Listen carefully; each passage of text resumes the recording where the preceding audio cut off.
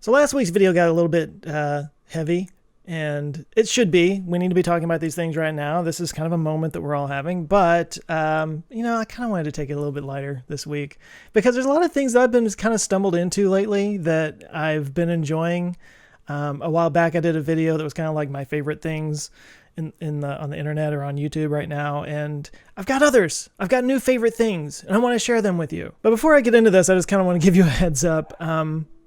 There might be a lot of noise on this one. I was literally up till 5 o'clock finishing a video for Monday, and now I've sat down to record, and of course the neighbor is mowing their lawn, and the dog is barking, and it's really hot, so the AC is blowing. So I thought while I'm waiting, I might as well just record a TMI video, because apparently I care this little about this channel. Oh, and by the way, while I was up until 5 o'clock working on this script, at some point Zoe needed to go outside and do her business. So I opened the door, and we had noticed that there were these little birds, these little finches that were in a little planter that's hanging outside in our little gazebo thing in our patio. And I was just curious because I'd seen them in there earlier. I was curious if they were still in the planter. Did they have a nest going in there? I don't know. So I tipped it just so I could look into it, and 4 birds come flying out at my face. They start buzzing around the gazebo, and 2 of them, not one, 2 of them flew in the house. This is literally 2:30, maybe 3 o'clock in the morning. And of course, it wound up waking up my wife. Zoe was trying really hard to eat one of them. And she's trying really hard to get through the front door to get to our neighbor's lawn guy now. Eventually, I was able to trap both of them up here into the upper part of the house at the top of the stairs, and I had a jacket, and I was able to throw it on there and get them outside. But that went on for like 30 minutes, me chasing these 2 birds through the house. And I felt terrible the whole time because they're like banging into walls and everything. There's feathers everywhere. But they're out now. They're traumatized. And I feel bad. I feel like I should get like a bird feeder and put it out there. Like they would understand that gesture from me or something, but still. Anyway, my favorite things on the internet right now, or on YouTube specifically. This is all YouTube stuff, so sure. Many of you know I spend a lot of time writing and crafting stuff on my computer. My brain kind of always wants something visual to just kind of look at. I once upon a time when I was dumber, I would probably have played movies or something in the background. But of course, anything with dialogue in it is hard to do when you're writing. It's just very distracting. So sometimes music, ambient music, trance music, lo-fi, chill hop type music. There's a channel called the Jazz Hop Cafe is one that I listen to quite a bit. And I'm still a fan of all those, but something I've stumbled on recently, and it's really weird. It's like the weirdest thing I've ever gotten into. Train videos. Here, let me just show you. There's all these channels where they literally just strap a camera to the front of a train and just record a train going through. This one I think is in Sarajevo. There's lots of them in, I keep wanting to say Yugoslavia. I guess it's Bosnia and Herzegovina now. But there's a lot of these. There's a lot of them in the Swiss Alps and places like that. It's just something in the background that I can just put on and watch. It looks like they're coming to a stop here. Let's get someplace more interesting, shall we? Yeah, they go through tunnels into these beautiful landscapes. I mean, look at this. This is just like on my TV in the background while I'm doing my videos and when I'm writing stuff. It's so calming, and it's something that is just enough to kind of like visually stimulate my brain, but it's not enough to like distract me from what I'm doing. And then they go through these tunnels, and this is awesome. My favorite is when they come out of the tunnels because the camera is adjusted for the darkness, and it comes out. Look at this. This is like passing through to the afterlife or something. And then I guess, I don't know, passing back into the darkness. That's weird. But there's all kinds of channels out there that do this. There's hundreds of these. Some of them are super long. There was one I was watching last night. It was 7 hours long. You can just put it on in the background, and it's just enjoyable. I like it. I was actually able to find one the other day, and I would pull it up here, but I don't want to take the time to find it. It was actually a toy train, and this whole toy train model thing that somebody had set up in their backyard, and you were actually watching it go around this guy's backyard. I mean, some people have more time than I do, I guess. And the funny thing is, my wife came in one day and I had that on in the background. She was like, "What are you watching?" And I started telling her that these train videos, they're awesome. And she's kind of giving me that look that, all wives give their husbands all the time. And we're sitting there talking, and it was just on in the background. And at some point, the conversation ended because she was just like, just transfixed by it. It'll get to everyone. And something else that kind of happens when you watch the TV for a minute, you got that perspective coming at you, especially the train tracks that literally are these two lines that go in like this, but you got this motion like this the whole time. And then you look down at your computer or your screen as you're working, and everything gets all warped and weird. It's like your brain is, compensating for it. It's a weird little effect. It's kind of like drugs. It's good. Now, in that same vein, there are also walking tours of really beautiful places. I saw one that was in the Great Pyramid, or around the Great Pyramids and the Sphinx. And then there's one that I found at the Amalfi Coast. Now, the Amalfi Coast is this beautiful area in Italy. And the reason why this one caught my attention and was so interesting to me is because this is actually where my wife and I got married. We did a destination wedding. We had both kind of been through the whole wedding thing before and didn't really feel like doing it again. And honestly, it was actually less expensive than a regular wedding. We basically just paid for the trip, and we had a very low-key ceremony there, and then we did a little reception when we got back. But I highly recommend it. It was beautiful and one of the best trips I've ever been on. But I found this walking tour of Amalfi, which is the general area where we got married, and I actually found the exact spot. Let me show you. I found the exact spot where our wedding ceremony was held. So this is actually a little town called Atrani, which it's all kind of in walking distance. Obviously, this guy walked from Amalfi to Atrani, but this is a tiny little village called Atrani. And this area right here, we were told it was called the Terrace of Atrani, and this is it. This is where we got married, right up at the top there. And in our wedding photos, you can see that very lamppost right there. So yeah, when we got there, we actually parked on the other side. We didn't come up this staircase. We came up the staircase on the other side, and then we walked up here to this middle staircase to the left, and basically right up here on this terrace, that's where we got married. There was a guy playing a violin, which we didn't ask for. We actually specifically said we didn't want a violin, but there's a guy playing a violin when we got there. But yeah, right up there, right in front of that big church thing, that steeple right there.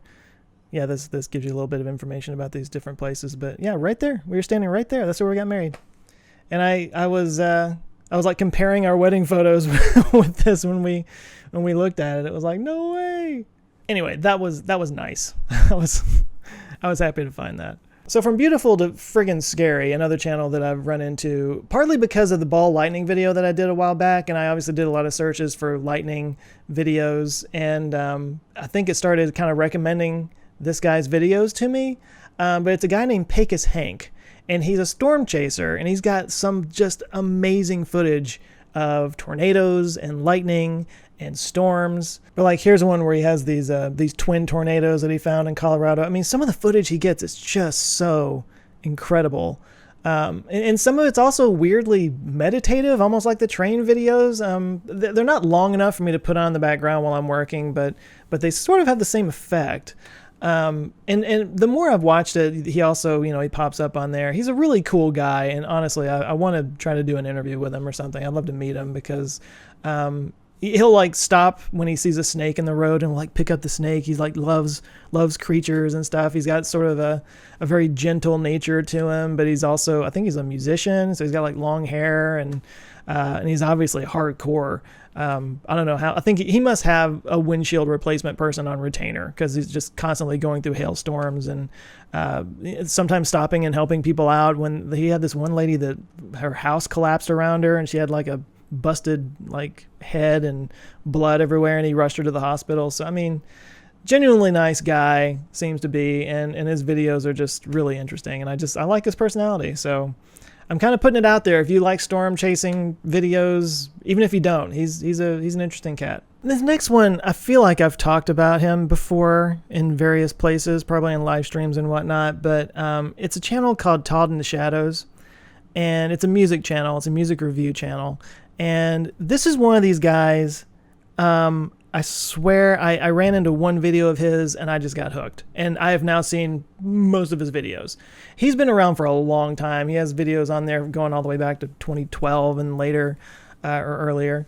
And what he does, he's got several different series that he has on there. One of them is called, my favorite is called One Hit Wonderland, where he takes a look at one-hit wonders and what made those songs hits at the time. He gives the context of what was going on in the world at the time those songs came out. He follows up on like what happened to them since then, their failed follow-up, why it didn't work, and what they're doing now. And he tells this whole story, and it's so much more interesting than just the music. So yeah, every video starts with him playing a song. So he's a serious musician, but it starts with him playing a song on the piano over here, and then he goes into what was it that made this thing a hit and whatnot. This is kind of the way he shoots all of his videos. You never see his face. I have no idea what the guy looks like on purpose.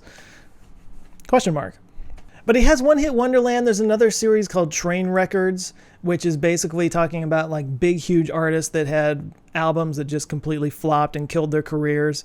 He's really interested in failure, which is interesting. He covers why things don't work more than why things do work, and there's something really interesting about that. There's compelling stories there. He's a great storyteller, and they're very entertaining, and I can't recommend them enough. He's been my favorite. I've been watching all of his stuff. So the next thing I'll just throw out here, this isn't necessarily something I've gotten into as much as just something I've found out about, and maybe most of you guys have already heard of it. I had never heard about this before. Some friends of mine, we did a little Zoom call the other day, and one of them brought this up, and I was like, how is this a thing, and how is this such a big thing, and I've never heard of it. It's the weirdest thing.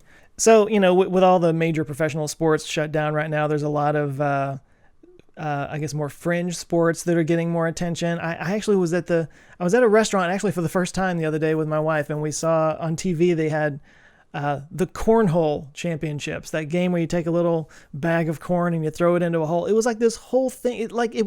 It looked like a Saturday Night Live parody. Like they were making such a big deal about this like backyard party game, and it was hilarious, and I was laughing my butt off.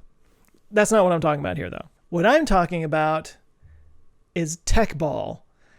This is a sport that's like a combination of ping pong, volleyball, and soccer. So apparently you can't use your hands just like soccer, and you have to headbutt. And it's done on this board that kind of looks like a ping pong table that's curved, and it's got a little plexiglass divider in the middle. And they headbutt, they play back and forth, and this is this world championship I'm watching. This is Brazil versus Hungary. This is a worldwide thing. And look at the LED boards all around it. Like this is like this whole thing. I'd never heard of this before. Look at that. Look at the kind of stuff these guys do. Look at this. That's insane. Look at what just happened. Big old high kicks and headbutts and anyway. Again, I'm not saying that this is like something I have on in the background now. It's not necessarily one of my favorite things. It's definitely one of my newest things. I just never heard of this, and it just blew me away. And last but holy crap not least, this just dropped this morning. Guys. The new Bill and Ted movie. Bill and Ted Face the Music released a trailer this morning. I'm recording this on Tuesday, and I've been kind of excited about this for a while because it is written by the same writers as the original, Ed Solomon and what's the guy's name? Dean Masterson or something like that. But this supposedly takes place in the future. I'll put a link in the description so you can watch the whole thing. I don't want to get like copyright strike or whatever, but this takes place in the modern day. And those who follow Bill and Ted, there was Bill and Ted's Excellent Adventure and then Bogus Journey. In Bogus Journey, they at the end of that movie, they kind of show how they became wild stallions that changed the whole world and everything. And so I was always wondering like how exactly they're going to show these guys still as kind of losers 25, 30 years later. And what I'm interested in here is it looks like the premise of this trailer shows that they don't know why they can't come up with this song that, changed the world in this way that was supposed to have happened. So they decide, let's just go into the future and steal the song from ourselves. And it looks like what they're going to be doing here is kind of going to these alternative, here they are in prison, these like jacked up prisoners. So it looks like they're going to be going into like parallel universes basically, which is really interesting. It's an interesting take on it because, the time travel aspects of the previous ones were, pretty sketchy, let's just say, but that's time travel in movies. It's all for fun anyway. Yeah, Chris Matheson and Ed Solomon. Those are the writers. Those are the writers of the original one. And when I was looking at this, I noticed the directed by Dean Pariseau name, and that name stood out to me. I was like, who is that? Where have I heard that name before? Here's where I've heard that name before. Galaxy Quest. The director of Galaxy Quest is directing Bill and Ted Face the Music. I did not know that. That is my probably one of my favorite movies of all time, as I have, raged about before. And the director of that is making Bill and Ted, this new Bill and Ted movie. Couldn't be happier about that. But yeah, I was obsessed with Bill and Ted when I was young. That movie was just my favorite thing. One of the stories I always tell is I took a typing class in high school, which, by the way, is the most useful class I took in high school because I do typing every day now. But no, in the typing class, at the beginning of class, he would give us like 10 minutes to just like type whatever we wanted. And in those 10-minute increments throughout the year, I typed from memory the entire script of Bill and Ted's Excellent Adventure. I guess that would make it the first script I ever wrote. But yeah, the world is crazy right now. There's a lot of scary stuff. There's a lot of tension. There's a lot of anger, and rightfully so. But I think the world kind of needs a little Bill and Ted right now. I'm pretty stoked about that. Bill and Ted will save 2020. It's the only thing that can. Anyway, it looks like the long guy is done, so I need to record Monday's video. I hope this was at least interesting to you. Feel free to check these out. I'll put the links to these videos that I shared in the description, so you can go have a ball. These are just the things that I've fallen into. Please do share in the comments the things that maybe you've gotten into lately. I'm always looking for some new thing, and yeah, let's share good stuff. How about that? Just take a minute from all the rage and share good stuff. Hope you guys are doing well, and I will catch you next time. Love you guys. Later.